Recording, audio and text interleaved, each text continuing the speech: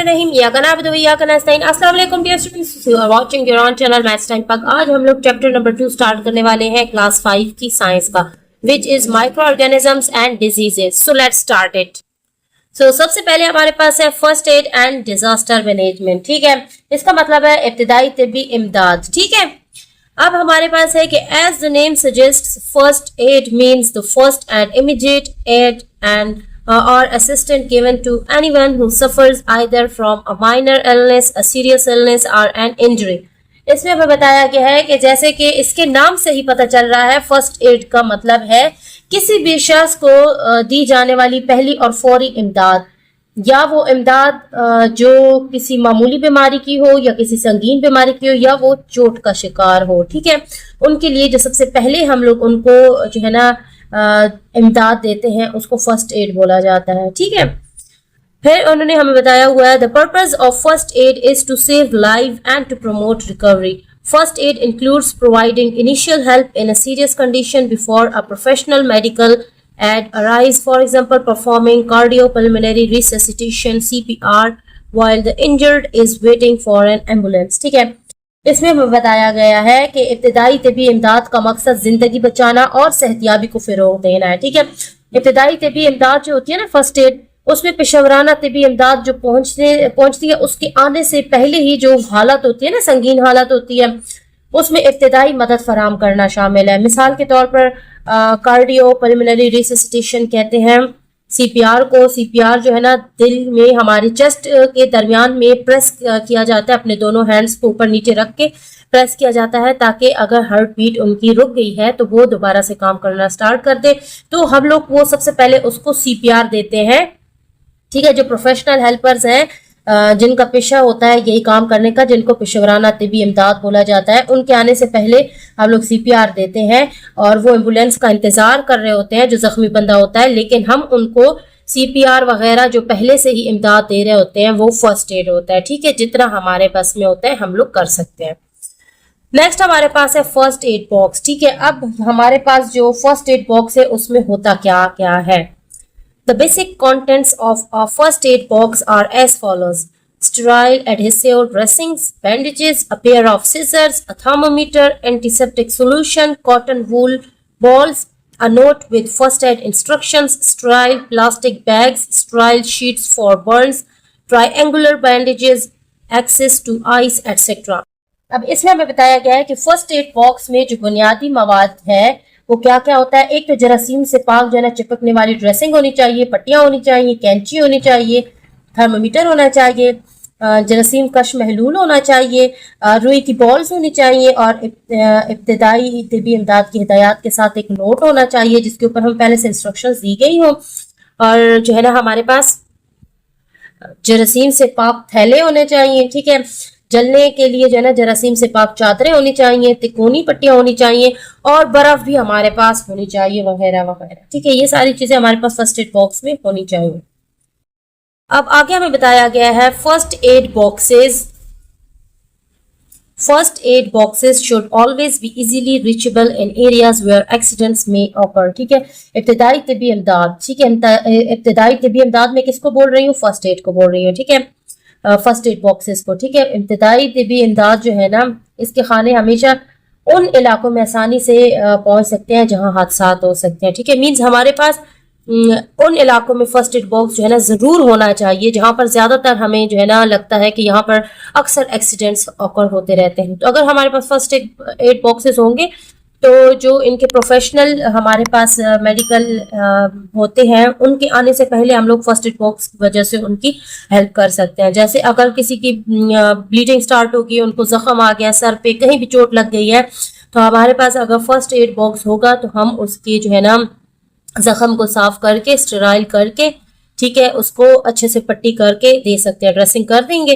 तो जब तक उसको हॉस्पिटल पहुंचाया जाएगा, प्रोफेशनल टीम आएगी, तब तक कुछ तो उसकी ब्लीडिंग हम लोग रोक के मिलजुल की जान बचा सकते हैं। ठीक है, फिर हमारे पास है ड्रेसिंग अ वाउंड। ठीक है, जख्म की मरहम पट्टी हम लोग कैसे कर सकते हैं। ठीक है, to properly dress a wound is one of the most basic first aid techniques. We can treat minor cuts and scratches at home too. अब इसमें हमें बताया गया है कि जख्म को मुनासिब तरीके से तैयार करना इब्तिदाई तिब्बी इमदाद की सबसे बुनियादी टेक्निक्स में से एक है।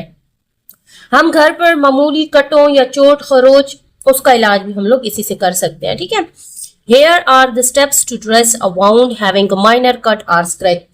अब हमारे पास मामूली कट या खरोच वाले जख्म को दूर करने के कौन से इकदाम हैं जी, वो ये नीचे हैं, ठीक है। सबसे पहले हम लोगों ने क्या करना है, clean the wound under running water, ठीक है। हमारा जो जख्म है ना उसको हम लोगों ने बहते हुए पानी के नीचे साफ करना है। फिर हमने क्या करना है, wash the skin around the injury with soap, ठीक है। हमारा जो है ना जख्म के इर्द गिर्द की जो जल्द है ना उसको हम लोगों ने साबुन से साफ करके धो लेना है, ठीक है। Make sure that the wound is rinsed thoroughly so that there is no dirt and soap left, ठीक है। हम लोगों ने इस बात को यकीनी बनाना है कि जख्म को हम लोगों ने अच्छी तरह से धो लिया है ताकि गंदगी जो है ना वो भी हट जाए और साबुन भी बाकी ना आ रहा है, ठीक है। फिर हम लोगों ने फोर्थ स्टेप है हमारे पास, use tweezers to remove plastics like broken glass और ग्रेवल। इट्स मीन्स हम लोगों ने ज़रात जैसे टूटा हुआ शीशा या कोई बाजरी या कुछ जो है ना अंदर चुभ गया है तो उसको हटाने के लिए हम लोगों ने ट्विजर्स बोलते हैं, चिमटी का जो है ना इस्तेमाल करना है हम लोगों ने, ठीक है। Using cotton apply an antiseptic और an antibiotic on the wound. फिर रुई का इस्तेमाल करते हुए जख्म पर जो है ना हम लोगों ने एंटीसेप्टिक या एंटीबायोटिक लगाना है, ठीक है। Cover the wound to avoid contact with clothes और dirt. Adhesive bandages can be use to do this, ठीक है। कपड़ों या मट्टी से राब्ते से बचने के लिए, मीन्स उन पे बहुत ज्यादा जम्स होते हैं ना, कपड़ों पे भी, मट्टी पे भी, हाथों में भी, सो उससे बचने के लिए जख्म को हम लोगों ने ढांपना होगा। ऐसा करने के लिए चिपकने वाली पट्टियां जो है ना वो इस्तेमाल की जा सकती हैं, ठीक है। Call for medical help once the above dressing is done, ठीक है। फिर हम लोगों ने क्या करना है, ड्रेसिंग मुकम्मल होने के बाद तिब्बी मदद के लिए कॉल करनी है। सो नेक्स्ट है हमारे पास माइक्रो ऑर्गेनिजम्स, ठीक है। माइक्रो ऑर्गेनिजम्स हमें बताया गया, organisms that are too small to be seen by the naked eye and can only be seen through a microscope are called microorganisms or microbes. They live in water, soil and even inside our body. Microorganisms वो जानदार हैं जो आंख से देखने के लिए बहुत छोटे हैं, हम लोग उनको अपनी आंखों से नहीं देख सकते, ठीक है, और सिर्फ माइक्रोस्कोप के जरिए उनको देखा जा सकता है। जो माइक्रोस्कोप के जरिए देखे जा सकते हैं उनको माइक्रो ऑर्गेनिज्म बोला जाता है, ठीक है। ये पानी, मिट्टी और यहाँ तक कि हमारे जिस्म के अंदर भी मौजूद है, ठीक है। फिर बताया गया micro organisms can be beneficial और harmful. Beneficial micro organisms are used in different types of medicines and to prepare a variety of food products such as yogurt and cheese. Harmful micro organisms are responsible for causing diseases और for food spoilage, ठीक है। Micro organisms जो है ना ये हमारे पास फायदेमंद भी हैं और नुकसानदेह भी हमारे लिए हो सकते हैं। फायदेमंद माइक्रो ऑर्गेनिजम्स जो हमारे पास होते हैं वो मुख्तलिफ किस्म की दवाइयों में इस्तेमाल होते हैं और साथ साथ मुख्तलिफ किस्म के खाने की मसनूआत भी उनसे तैयार होती हैं जैसे दही और पनीर, ठीक है। और जो नुकसानदेह माइक्रो ऑर्गेनिजम्स होते हैं वो बीमारियां पैदा करने और खाने को खराब करने के जिम्मेदार होते हैं, ठीक है। सो माइक्रो ऑर्गेनिजम्स दोनों टाइप्स के होते हैं, हार्मफुल भी और बेनिफिशियल भी। नाउ नेक्स्ट हमारे पास है dear students types of micro organisms. Micro organisms के कितने टाइप्स हैं? There are 5 main types of micro organisms, namely bacteria, viruses, fungi, algae and protozoa. In this chapter we will only study about bacteria, fungi and viruses. अब micro organisms की हमारे पास 5 different types हैं, ठीक है, 1 2 3 4 5, ठीक है, और नेम भी उन्होंने हमें बता दिया है, ठीक है, bacteria, viruses, fungi, protozoa and algae, ठीक है। हमारे पास ये 5 टाइप्स हैं। सो इनमें से अब जो हम लोगों ने इस चैप्टर में पढ़ना है ना वो सिर्फ बैक्टीरिया, फंजाई एंड वायरसेस है। हम लोगों ने प्रोटोजोआ एंड एल्जाई हम लोगों ने नहीं पढ़ना, ठीक है। So fungi, viruses and bacteria हम लोगों ने पढ़ना है माइक्रो ऑर्गेनिजम्स में। So let's start now dear student. सबसे पहले हमारे पास है bacteria. Bacteria are simple single-celled microorganisms. They are present almost everywhere, that is in air, water and soil. They are also present inside the bodies of humans, animals and plants. ठीक है, इसमें बताया गया है कि जो बैक्टीरिया है ना ये सादा और वाहिद खुलिये वाले माइक्रो ऑर्गेनिजम्स हैं। वाहिद खुलिया मीन्स 1 सेल, उनमें 1 सेल होता है, ठीक है।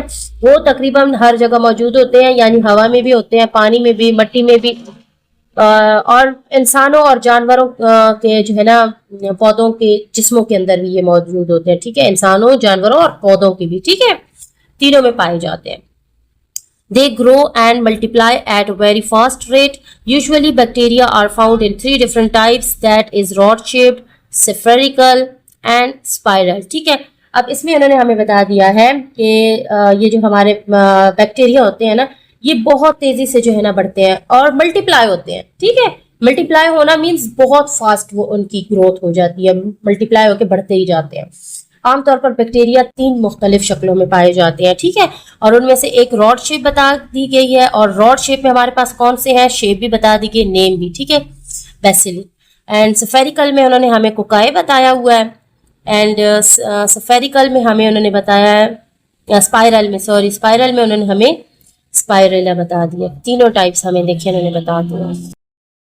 नेक्स्ट हमारे पास है फंजाई। ठीक है, have you ever seen green mold appearing on stale bread? They are called fungi, which are plant-like organisms. They can be unicellular, single-celled or multicellular. इसमें हमें बताया गया है कि क्या आपने कभी बासी रोटी पर सब सांचा नजर आया है आप लोगों को? अगर आप लोगों को बासी रोटी के ऊपर ग्रीन कलर का कुछ भी नजर आया, उसे फंगस कहा जाता है, जो पौधों की तरह जो है ना हयातियात है, ऑर्गेनिज्म है। ठीक है, और ये जो है ना हमारे पास फंजाई, ये यूनिसेलुलर भी है और मल्टी सेलुलर भी है। अब यूनिसेलुलर कौन से होते हैं? जिनमें सिर्फ एक सेल होता है, और मल्टी सेलुलर जिनके ज्यादा सेल्स होते हैं। यीस्ट और unicellular fungi, where as mushrooms और मल्टी सेलुलर फंजाई। ठीक है, हमारे पास खमीर जो है ना वो यूनिसेलुलर फंगस है, जबकि मशरूम जो है ना वो मल्टी सेलुलर फंगस है। Since fungi cannot make their own food and feed on waste, dead plants and animals, they are called saprophytes. Some fungi are also parasites. ठीक है, अब इसमें हम लोगों ने अच्छा इन दो चीजों के बारे में आप लोग को ये नेम न्यू लग रहा होगा। ठीक है, लेकिन इन दोनों के बारे में भी यहाँ पर बताया गया, तो मैं आप लोग के वोकैबुलरी में और इजाफा करती हूँ, लेकिन पहले इसको एक्सप्लेन कर दूं। इसमें बताया गया कि चूंकि फंगस जो है ना अपनी खुराक खुद तैयार नहीं कर सकता, इसीलिए जो है ना वो फजला से, मुर्दे पौधों से, मुर्दे जानवरों से जो है ना उनको जो है ना खा के जो है ना ये फीड करता है उनपे। ठीक है, इसलिए उन्हें जो है ना सेप्रोफाइट्स और कहा जाता है, और कुछ फंजाई जिनमें पैरासाइट्स होते हैं। अब पैरासाइट्स और सेप्रोफाइट्स क्या होते हैं? सेप्रोफाइट हमारे पास होते हैं organisms that feed on waste and dead plants and animals.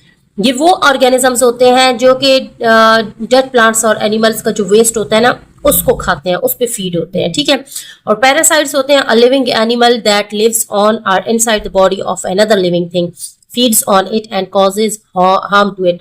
और पैरासाइट्स वो होते हैं जो कि जिंदा जानदार के ऊपर या अंदर उसकी बॉडी के अंदर रहते हैं, और वहीं से वो लोग खाते भी हैं और उसको नुकसान देते हैं, उस जानवर को या उस पौधे को या उस इंसान को। ठीक है, सो ये पैरासाइट्स जो है ना ये बॉडी के ऊपर या बॉडी के अंदर रहते हैं।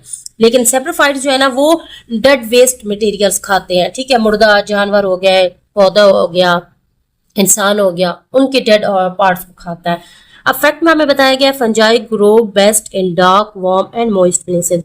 फंजाई ज्यादा जो है ना अच्छे तरीके से जो है ना अंधेरे वाली जगह पे, गर्म जगह पे और मोइस्ट नमी वाले इलाके होते हैं ना वहां पर बहुत अच्छी तरीके से ग्रो करता है। ठीक है, सो इसके एग्जांपल्स भी इन्होंने हमें दे दी हैं। डिफरेंट टाइप्स ऑफ फंजाई की यीस्ट हो गया, मीन्स खमीर हो गया। जैसे ही आप लोग आटे के अंदर या मैदे के अंदर, पिज्जा बनाने की डो के अंदर आप लोग यीस्ट डालते हो ना, तो ये फौरन से जो है ना वो फूल जाता है, तो वो सारा क्या होता है हमारे पास, वो यीस्ट होता है। ठीक है, और फिर हमारे पास ये मशरूम हो गया। ठीक है, और ब्रेड माउल्ड हो गया। ठीक है, सो ब्रेड माउल्ड के ऊपर ये जो ग्रीन ग्रीन आपको नजर आ रहा है ना, ये हमारे पास फंजाई, और ये डिफरेंट टाइप्स ऑफ फंजाई। ठीक है, सो आज तक ये जो है ना हम लोगों ने यहीं तक पढ़ लिया। इंशाल्लाह हम लोग नेक्स्ट जो है ना इसी पेज से स्टार्ट लेंगे, और नेक्स्ट हमारा टॉपिक होगा वायरसेस। ठीक है, सो तब तक के लिए अगर आप लोगों को जो है ना इसका फर्स्ट पार्ट चाहिए या इससे पिछले चैप्टर चाहिए, तो मैं जो है ना इसी वीडियो के डिस्क्रिप्शन में जो है ना आपके लिए लिंक लगा दूंगी, तो आप लोग वहां से साइंस के बाकी चैप्टर्स का भी लिंक हासिल कर सकते हैं। प्लेलिस्ट का लिंक लगा दूंगी। सो अगर वीडियो अच्छी लगी तो वीडियो को लाइक कर दें, और ये जरूर बता दें कि आप लोग कौन से स्कूल से मुझे देख रहे हैं। ठीक है, अपने स्कूल का नेम कमेंट्स में जरूर मेंशन कीजिएगा, और ये भी रिव्यू दीजिएगा कि मुझे और क्या कैसे पढ़ाना चाहिए। मीन्स अगर अच्छा पढ़ा रही हो तो ठीक है, अगर आप लोग कुछ अपना मशवरा देना चाहते हैं तो फिर भी ठीक है। तब तक स्टे ट्यून्ड, कीप वॉचिंग। अल्लाह हाफिज।